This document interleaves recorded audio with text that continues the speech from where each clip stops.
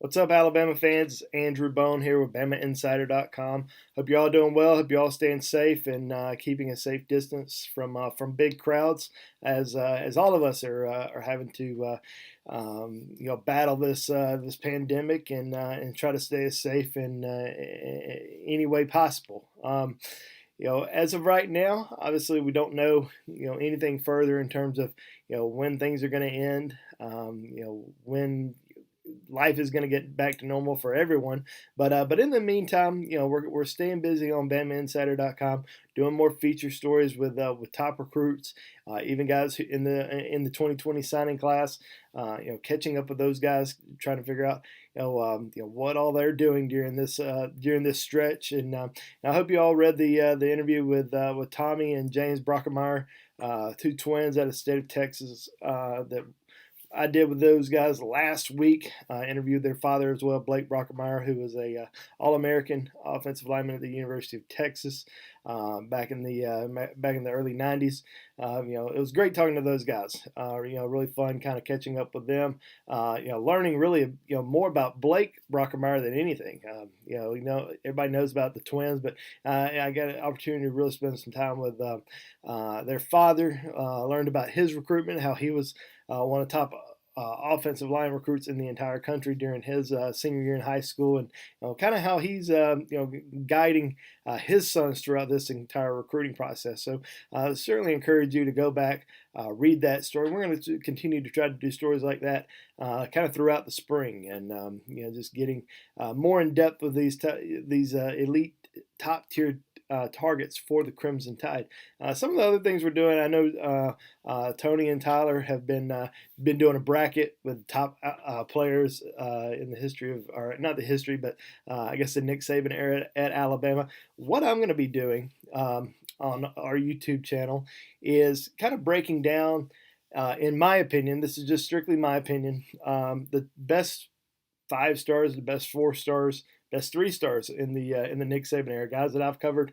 Many people know I've covered Alabama football recruiting since 2003. So I went through all of the Shula years, and I've been through all the Saban years. And all these guys followed all their recruitments, been to so many announcements, so many games, 7-on-7 events, whatever it may be. And so many twists and turns that have really shaped up the last 13 years, really, I guess the last 20 years of Alabama football. But we'll really talk about, the top guys, in my opinion, through the Nick Saban years. And what I wanted to start with today, and this is, like I said, just an opinion, and I know I'm going to get different comments. Oh, well, that guy was a 4-star on that site. This guy was a 5-star on that site. Doesn't matter. I don't care about any of that crap. I don't care how a kid was ranked on one website as compared to another. Guess what? Rivals got some wrong. Other sites got some wrong. Doesn't matter. I'm talking about kids based on where they were ranked, not arguing where they were ranked in high school, and kind of how they ended up at Alabama, and basically my ranking. I asked these questions on BamaInsider.com last week. Got some feedback from some subscribers. Just kind of get their feel on it, and kind of went with my own top pick. So today, I'm going to talk about the top offensive 5-stars in the Nick Saban era, according to Rivals.com. So guys that were rated 5 stars only on Rivals.com. Throughout this Nick Saban era. So number 10, I guess I'll start with some of the guys who were just on the outside. 3 guys that I had just on the outside in terms of the offensive players. Now, I think one of them could creep back in, or not could creep back, but could creep in to this top 10 by the time his career is over, and that is Jalen Waddle. Man, what an exciting football player! I don't think he's had an opportunity to really showcase himself as much as he would like. He's going to have a big opportunity this upcoming season. I mean, you look at the recruiting class before his, and Alabama signed Henry Ruggs, Devontae Smith, and Jerry Jeudy. I mean, three guys who were just amazing wide receivers at Alabama throughout their career. Obviously, Smitty's coming back for his senior season, but with Ruggs and Jeudy leaving, that's certainly going to open up the door for Jalen Waddle to have a potentially humongous junior season, and so explosive in the kick return, punt return game. It just seems like every time he touches the ball, he has an opportunity to take it to the house. I mean, there's just so much excitement in the air whenever he gets the ball in his hands, kind of like David Palmer back in the early '90s. Some of our fans remember the Deuce. Every time he would touch the ball, you just thought, all right, maybe he's going to score a touchdown. That's kind of the same way that it is with Jalen Waddle. So it's going to be really fun to watch him play this upcoming season. A couple other guys that I was considering, both offensive linemen, DJ Fluker, big offensive tackle out of Foley. Definitely had a tremendous college career at Alabama. First round draft pick, currently with the Seattle Seahawks, and then Jedrick Wills, another big time offensive tackle out of the state of Kentucky. Alabama was able to lure him away, and they did a great job recruiting him and pulling him in and signing him a couple years ago, and he's going to be a first round draft pick here next month. So those are some guys that were just on the outside and obviously had tremendous college careers. And so let's talk about the guys who actually made my top 10. And there's no right or wrong answers here. People are going to say, no, this guy should be above. It's just an opinion piece. It's not a fact. And I encourage you guys that are watching, go on the comment section, put your own top 10 in. If you have a different list, even some guys that we may not have put on there, put those guys on there. I'm not right. You're not. I'm not wrong. You're not right or wrong either. So, let's just have an open discussion about this. So my number 10 guy, who's still at Alabama, is Nagi Harris. I think Nagi's going to have a breakout senior season. I was really surprised when he decided to come back for his senior year. I think most people were. But what a tremendous talent. We saw how important he was in the national championship game a few years ago against Georgia, and how he just had some tremendous runs in that second half. We saw so many freshmen step up in that second half, obviously, but he really shined in that game as well. A lot of people probably forget about him. I mean, everybody knows about Tua and Devontae Smith and Henry Ruggs and those guys and how they had a lot of success, but Najee Harris really had a strong performance in that game. He was a big-time pickup in that 2017 recruiting class out of California. Obviously, everybody remembers about how he committed really early to Alabama, but Michigan just would not go away, just stayed there throughout the entire recruiting process. So many people weren't sure what he was going to do in the end. Was he going to flip? Was he going to get on a plane in his hometown and fly to Birmingham, or was he going to fly to Michigan?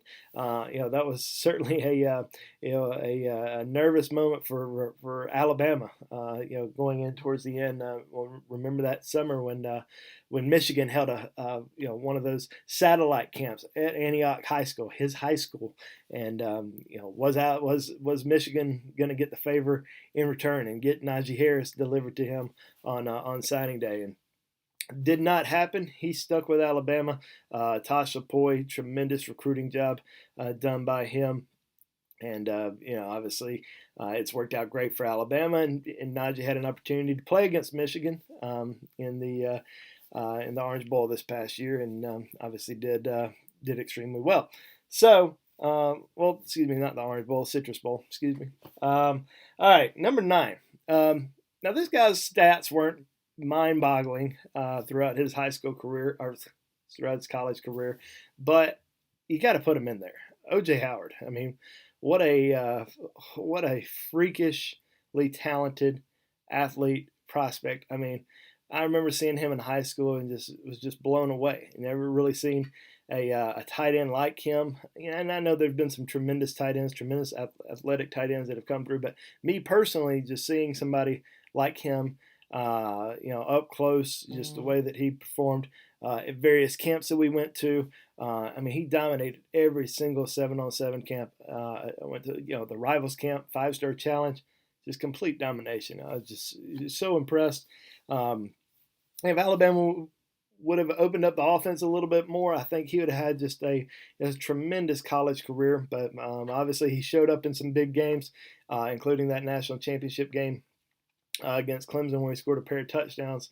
But yeah, I mean, OJ is certainly a tremendous talent, one of the best tight ends, probably the best tight end I've seen Alabama sign throughout my 17 years. Just a incredible athlete. All right, number 8 is Cam Robinson, offensive tackle out of Louisiana. Definitely a big time talent. Was a 5-star recruit in that 2014 recruiting class. Alabama LSU battle kind of throughout that entire process. Many people thought that it was Alabama for a long time, but it kept going back and forth, back and forth. He kept visiting both schools, but in the end, Alabama won out in getting his commitment. I believe Billy Napier was the lead recruiter for him, did a really good job. That was that year that Alabama was able to get Cam Robinson, Cam Sims, Julio Jones, did a really good job recruiting in the state of Louisiana. And then Cam Robinson comes in and is an immediate starter. Started from day one at Alabama and had an awesome career in Tuscaloosa. Moving on, number 7, T.J. Yeldon. TJ, obviously 5-star recruit out of Daphne High School in the class of 2012. Certainly a big time flip for Alabama. One of the biggest flips in memory, certainly during the Nick Saban era, when he decommitted from Auburn and flipped to Alabama the day before the beginning of the dead period during his senior year, and enrolled at Alabama the following January. I don't think many people will ever forget the play call against LSU during his freshman year, when he took the screen pass for a touchdown with under a minute to go in the game, and Alabama prevailed and beat LSU in that game. Went on to obviously have a tremendous career at Alabama. His high school career definitely extremely special as well. I won a state championship, Daphne 15-0 during his junior season. What I remember most about his recruitment is a lot of people weren't sure exactly which position he was going to play in college, and that was more during his junior year. A lot of people saw him as a kind of a hybrid athlete. He was about 6'1.5", 210 pounds. Was he going to be a wide receiver? Was he going to be a running back? I remember speaking to to his high school coaches, Coach Mike Vickery, Coach Glenn Vickery. Both said he really took a big step between his junior and senior year in terms of becoming an All-American type running back, whereas everybody was recruiting him as an athlete, and then he took that next step and became one of the premier running back prospects in the country. Obviously an All-American, a 5-star recruit. I think he ended up being ranked as the number 2 running back in the country during his senior year in high school, and certainly lived up to those expectations. All right, number 6, another big flip from Auburn. You never know if it was really a flip, or was it just a slip of the tongue or whatever it may be. But we all remember Cyrus Kwanjo back in 2011. I had never even mentioned Auburn really as a favorite until the last few weeks of his recruiting season. Ends up taking an official visit to Auburn the final weekend before signing day. Announces his commitment to Auburn on signing day, and certainly surprised his entire family when he announced that decision. His brother Ari had announced for Alabama the previous year. His parents had never even visited Auburn, and they just assumed that he was announcing for Alabama. He announces for Auburn.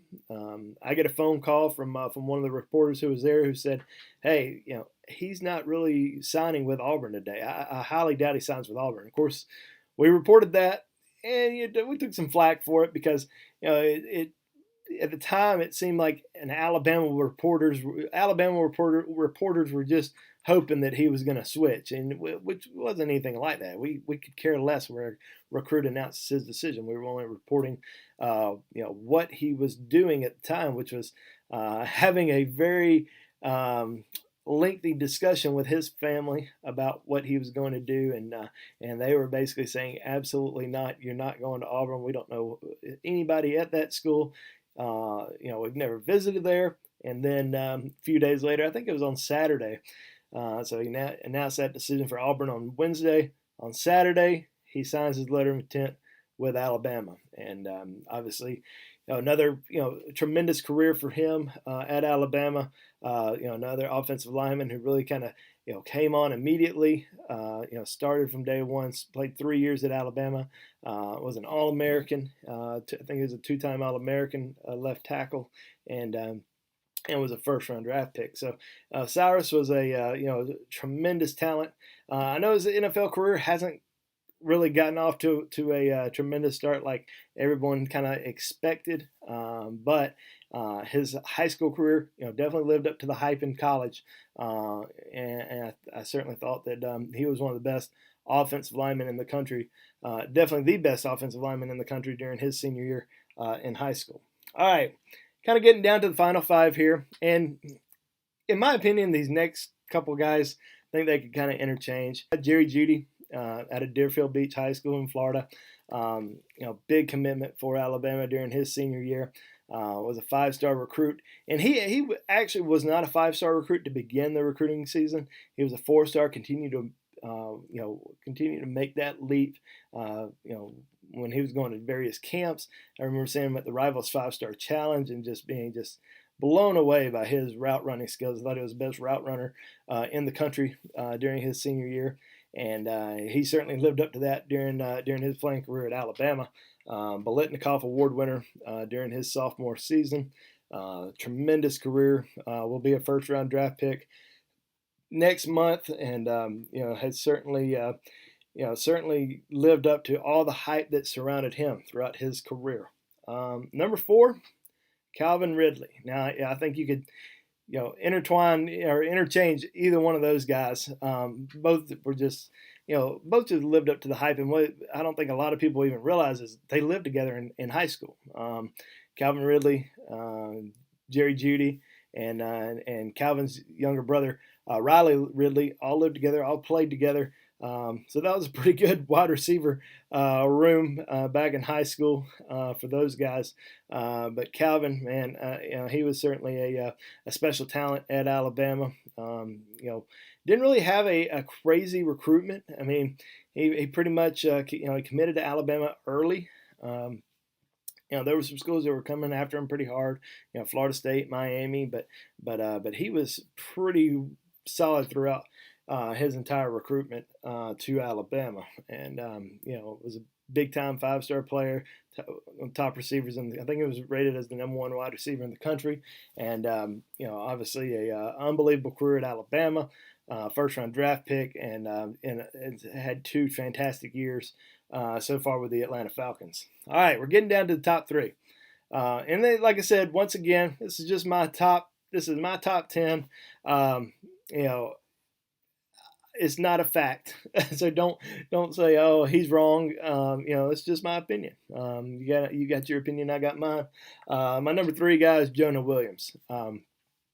Obviously a big time offensive tackle. He's one of those kids that didn't care anything about recruiting, and sometimes it hurts your stock a little bit in terms of being ranked high. If you don't, let's say you don't respond to any recruiting reporters, you don't go to any camps, you turn down All-American invites to just go off to Alabama and begin your career, not worried about anything other than playing football. Sometimes that hurts you a little bit in terms of being highly ranked. Well, his film, I know Adam Gorney, Rivals West Coast guy, when I saw him during his junior season, it was just like, this guy's a no-brainer. I mean, he's the best offensive lineman in the country. He was ranked extremely high in the Rivals 100.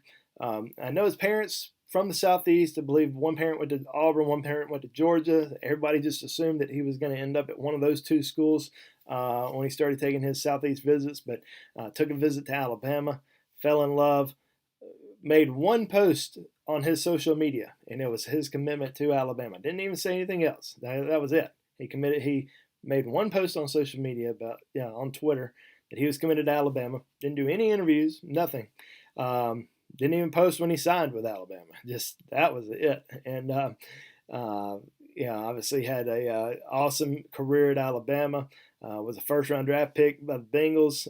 Missed this past season due to injury, but certainly expect him to come back and have there's definitely some high expectations for him throughout his NFL career.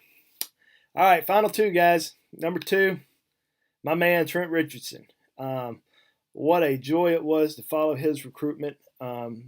It was a time when I was actually living in Destin, Florida, back in 2008, and had an opportunity to go watch Trent play his senior season at Escambia High School a few times. I was also there the night that he rushed for 419 yards. I believe it was against Milton High School. And Trent and I get a kick out of this. I see him just about once a week now at the Jay Barker Show. And he's in studio with Jay every week, and I'll go in studio just about every week and see those guys. And Trent and I get a kick out of me coming to his high school game, telling him a few days before that I was coming, and him asking me before the game when he was going to be rated as a 5-star recruit. He wasn't a 5-star on any sites back then. He was just a 4-star, just a 4-star. But he wanted to be that 5-star recruit. He wanted to, have that name recognition, and he was already committed to Alabama at the time. So, it wasn't really about offers. It was just, I think more respect. And I said, well, have a good game tonight. Let's see, we'll see what we can do. Filmed his game, 419 yards, I think 6 touchdowns. Of course, he came up to me after the game and said, "Am I a 5-star now?" I was like, "Well, we'll see what we can do here. We'll get your film out there. I'm sure the national guys, regional guys will love it, and I got a feeling you'll end up being a 5-star." And obviously, had a tremendous rest of his senior year. Obviously a great career at Alabama.